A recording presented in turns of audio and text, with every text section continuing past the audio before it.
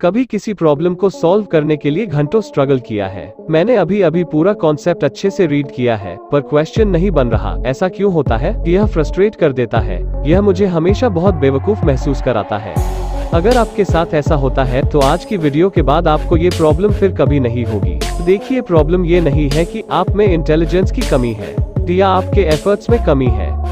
Problem तो कुछ और ही है। ये एक तरह का ऑटोमेटिक मैकेनिज्म है जो ब्रेन में आपके जन्म के वक्त से सेट है। कॉग्निशन में प्रकाशित एक अध्ययन में शोधकर्ताओं ने विशेषज्ञ शतरंज खिलाड़ियों को हल करने के लिए खेल की समस्याएं दी और फिर उनकी आंखों की गति को ट्रैक किया, क्योंकि शोधकर्ताओं ने प्रॉब्लम्स का सोल्यूशन मांगा था। एक बार जब उन चेस के विशेषज्ञों को एक संभावित यानी उनके हिसाब से सही समाधान मिल गया तो उनकी निगाहें उसी पर टिकी रहीं, भले ही उन्होंने बेहतर विकल्पों की खोज करने का दावा किया हो। इस नेचुरल मैकेनिज्म को आइंस्टीन इफेक्ट कहा जाता है। जब हम किसी क्वेश्चन को पहली बार देखते हैं और सॉल्व करने की कोशिश करते हैं तो जो पहला अप्रोच हमारे दिमाग में आता है और हम ये सोचने लगते हैं कि हो न हो ये सवाल ऐसे ही बनेगा, तो उस हाल में होता ये है कि आपका वो पहला वाला अप्रोच आपके दिमाग को इस तरह कन्विंस कर लेता है कि दूसरा कोई अप्रोच आपके दिमाग में आने ही नहीं देता। ये एक तरह का नेचुरल मैकेनिज्म है जिसमें आपको यही लगता है आपने जो पहली बार सोचा वही सही है। फॉर एग्जाम्पल, मानिए आप एक ऑफिस के बॉस हैं, तो अगर आपको लगता है कि आपके कंपनी के प्रोडक्शन में कोई प्रॉब्लम है और ये एक ऐसा प्रॉब्लम है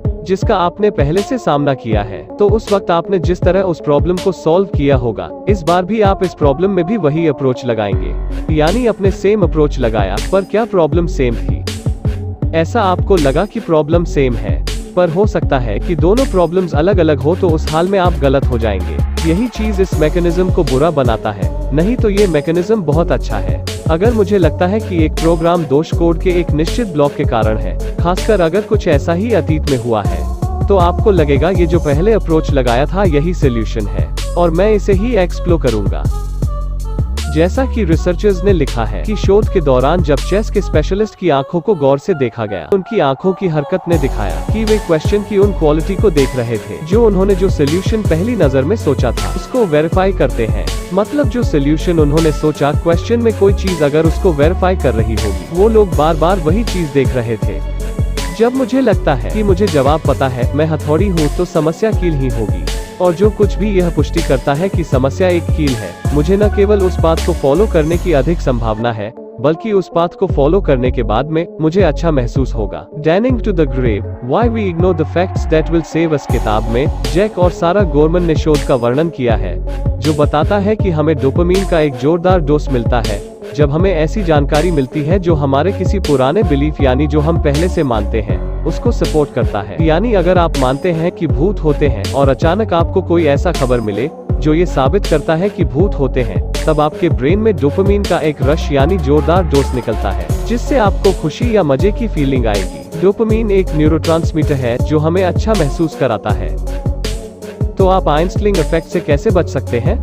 शतरंज के मास्टर्स के साथ शोधकर्ताओं ने जो पहले से सोचा गया ऑप्शन था उसे हटा दिया। जब ऐसा हुआ तो खिलाड़ियों की निगाह तुरंत बोर्ड के उन क्षेत्रों में चली गई जो बेटर सॉल्यूशंस के लिए इम्पोर्टेंट हैं।